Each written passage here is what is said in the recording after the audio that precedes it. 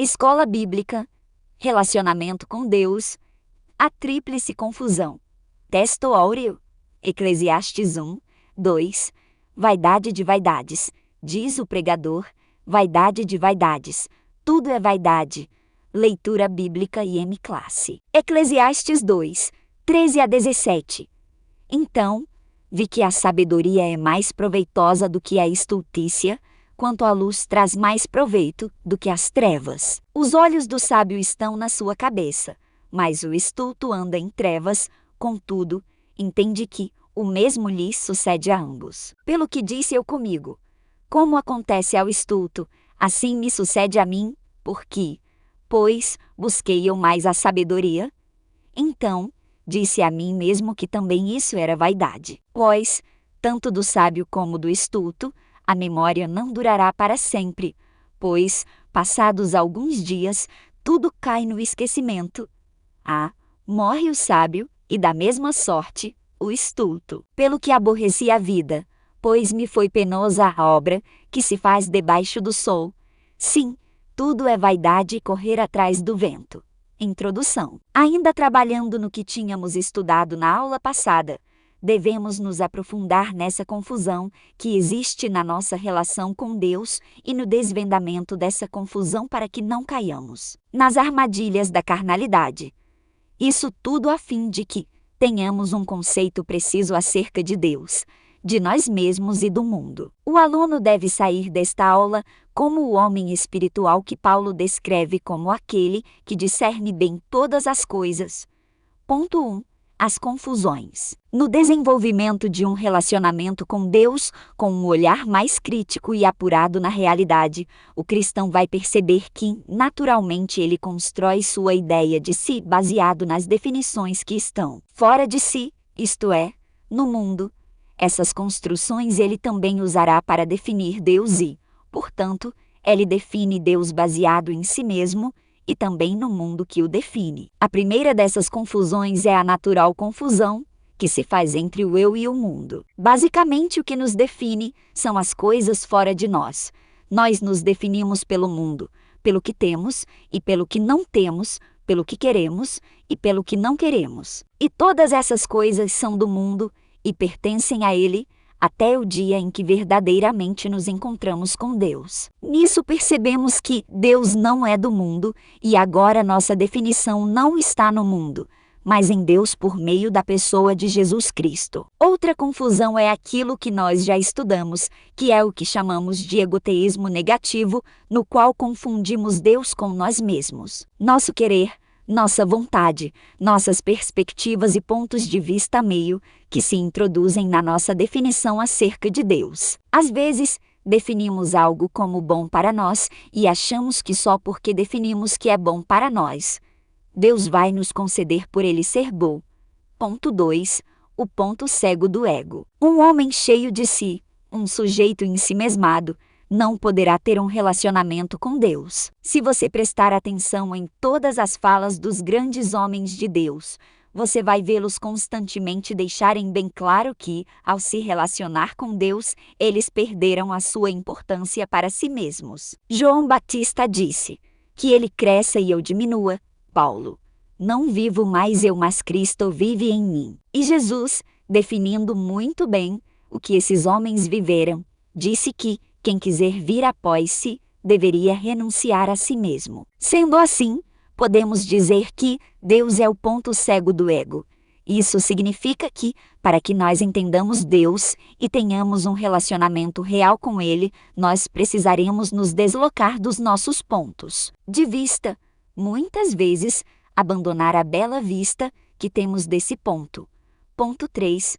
O mundo, a vida e você. Você, seu mundo e sua vida são, na verdade, um para si mesmo. Você não consegue se imaginar fora da realidade em que nasceu, tendo uma outra vida, e se fizer isso na verdade, você o está fazendo por conta dessa vida que você levou. A definição de uma vida melhor, em outro lugar ou circunstância, por exemplo, dá-se por ocasião da que já tem. A nossa definição de nós mesmos está profundamente ligada ao mundo em que vivemos, à vida que vivemos. Por isso o apóstolo João nos diz, não ameis o mundo, E Jesus diz: quem amar a sua vida, perdê-la-á. Estas coisas são maneiras de dizer e exprimir aquilo mesmo que os apóstolos e profetas viveram, a renúncia de si mesmo. Dado que o eu se define pelo mundo e pela vida, logo a recusa de amar o mundo e a vida é a renúncia do eu. Ponto 4. O perigo. O perigo de confundirmos Deus com o mundo e a vida é que as vicissitudes da vida e as mudanças deste mundo farão Deus parecer injusto, e muitos o têm tomado assim. Há muitos que deixaram de crer em Deus por confundi-lo com o mundo e com a vida. Então, quando a vida dá errado, quando os sonhos e planos se desfazem, a doença vem e consome a saúde, o sujeito vê Deus como mau e imerecedor de existir. Neste último caso, vemos que se o indivíduo decide se Deus existe ou não, assim ele se torna um Deus dentro da sua própria cabeça, e somente aí dentro. O egoteísmo negativo chegou com isso no seu ponto culminante. Há no meio evangélico muitas pessoas que se desviam da presença de Deus por não conseguirem lidar com as suas próprias naturais tendências pecaminosas, porque não lhes foi apresentada a graça de Deus. E o Evangelho de nosso Senhor Jesus Cristo. Nesse ponto, qualquer que seja a angústia que eles sofrerem na vida, será para eles mesmos como que castigos de Deus. E já que eles não estão aptos para lidar com esse Deus, então eles fogem.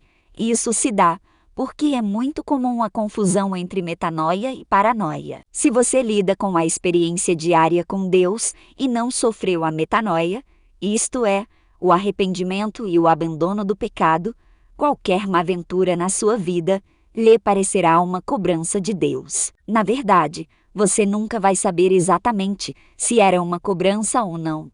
Mas coisas ruins acontecem todos os dias com pessoas boas. Os amigos de Jó, em todos os seus discursos no livro, que leva o nome do patriarca, tentaram de todas as formas inserir na consciência daquele homem uma paranoia, a saber, a de que Jó vivia naquelas condições porque cometera algum pecado. A dificuldade que eles tiveram nas suas tentativas inócuas é que eles não estavam lidando com qualquer ser humano religioso, mas com um homem que já tinha sofrido a metanoia, já tinha a sua mentalidade e consciência renovadas, já era um homem transformado.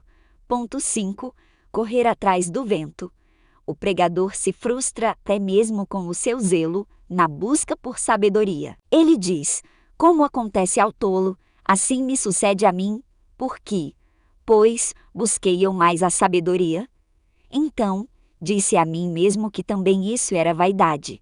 Nesta vida tudo nos poderá frustrar. E digo que isso vale até mesmo para Deus, pois temos a estranha capacidade de ir até Ele com uma imensa bagagem de anseios e desejos que podem não estar em meio a seus planos e até divergir diametralmente deles. E então nos frustraremos até mesmo com Deus. Se buscarmos a Deus somente para sermos livres das tempestades do mar da vida, estamos buscando o Deus errado. Jesus é o amigo das horas incertas, como nos versos de uma velha cantiga, pois são essas horas que nos moldam, que inserem em nós informações realmente relevantes. É aqui que descobrimos que no mundo não há nada para nós e em Deus está o nosso maior tesouro. Por isso seu Deus vai preferir as horas incertas. É quando nós mais o notamos. Essas são as horas em que a nossa segurança aqui deste mundo nos abandona, o mundo nos abandona, o que nos define nos abandona, o que temos nos abandona, o que pensamos que somos nos abandona. Isso porque aqui, no problema sem solução, no deserto, na tempestade, estou sozinho comigo mesmo. Se eu clamar, serei eu e Deus. Ora, não diz o salmista que, na angústia, um amigo vale mais que um irmão? Conclusão. Meus amigos, concluímos nessa sessão que, no relacionamento com Deus não existe intermediário. É você e Deus, eu e Deus. Não podemos ver Deus através do mundo, ou pelo que aprendemos da vida, pela dor ou pela alegria, que vivemos até agora. Deus está além de tudo isso. A partir do momento em que nos propusemos a nos relacionarmos com Ele, precisamos começar tudo de novo, nascer de novo então.